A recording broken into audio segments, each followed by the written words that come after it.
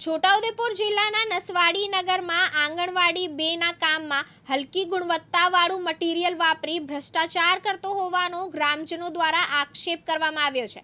ગ્રામજનોએ સારી કામગીરી કરવાની કહેતા કોન્ટ્રાક્ટર દ્વારા તમારા જે થાય તે કરી કામ તો આવું જ થશે એવી દાદાગીરી કરવામાં આવે છે।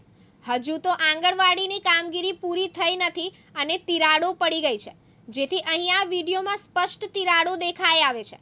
આ આંગણવાડીનું ધાબા પરથી પણ પાણી ટપકે છે તેવા આક્ષેપ કરવામાં આવે છે।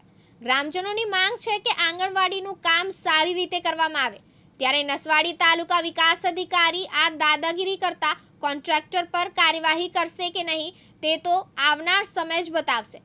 પરંતુ હાલ ગ્રામજનોમાં એક જ ચર્ચા ચાલી રહી છે કે હજુ આંગણવાડીનું કામ પૂરું થયું નથી અને તિરાડો પડી ગઈ છે અને ધાબા ઉપરથી પાણી પણ ટપકે છે। તો અહીંયા કોઈ અધિકારી કામગીરીના સમયે હાજર રહેતા હશે કે નહીં? શું અધિકારીને મલાઈ આપવામાં આવે છે તો અધિકારીઓ કામગીરીની મુલાકાત લેતા નથી? જિલ્લા કલેક્ટર અને જિલ્લા વિકાસ અધિકારી આ કામગીરીને કરનાર પર કાર્યવાહી કરે તે જરૂરી બન્યું છે। નસવાડી મદન જાપા આંગણવાડી 2નું કામ જે અત્યારે ચાલી રહ્યું છે તેમાં એસ્ટિમેટ પ્રમાણે જે વસ્તુ વપરાવી જોઈએ તે મુજબ વસ્તુ વપરાતી નથી, તેમજ ગામના લોકો ત્યાં રજૂઆત કરવા જાય છે કે તમે આ અમારો ગ્રામ પંચાયતનો નળ છે તે બહાર કાઢી આપો। વારંવાર અરજી કરતા બી એ નળ બહાર કાઢી ન આપ્યો અને પછી જ્યારે કામ હલકા પ્રકાર અને હલકી ગુણવત્તાનું થતું હતું તો ગામના બે બુઝુર્ગ કહેવા ગયા કે ભાઈ તું આ કામ વ્યવસ્થિત અને સારું કર, તો એ ભાઈ સામે એવો જવાબ આપે છે કે અમે અમારી રીતે કામ કરીએ છીએ જ કામ કરશું અને અમારું કામ જેવું થાય છે એવું જ થશે અને તમે જે કરવું હોય તમારથી જે થાય તે તમે કરી લો, પણ અમારું કામ જેવું થશે એવું જ થશે। કામ કેવું લાગે તમારું?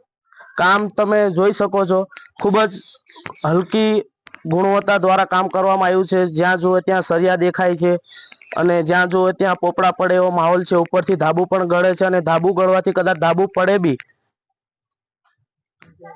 તમારી શું માંગ? અમારી સરકાર પાસે એટલી અપેક્ષા કે આ કામ થોડુંક વ્યવસ્થિત થાય અને કદાચ આ કામ બને તેટલું સારું થાય અને આ ગ્રામ પંચાયતનો જે નળ છે એ અમને કાઢી આપવામાં આવે અને આની ઉપર તાત્કાલિક ધોરણે કાર્યવાહી કરવામાં આવે, નકર પછી અમે આની અરજી આપીશું અને 1-2 આવેદન પત્રો પણ આગળ આપીશું। અલ્કેશ તડવી, દિવ્યાંગ ન્યૂઝ, નસવાડી, છોટાઉદેપુર।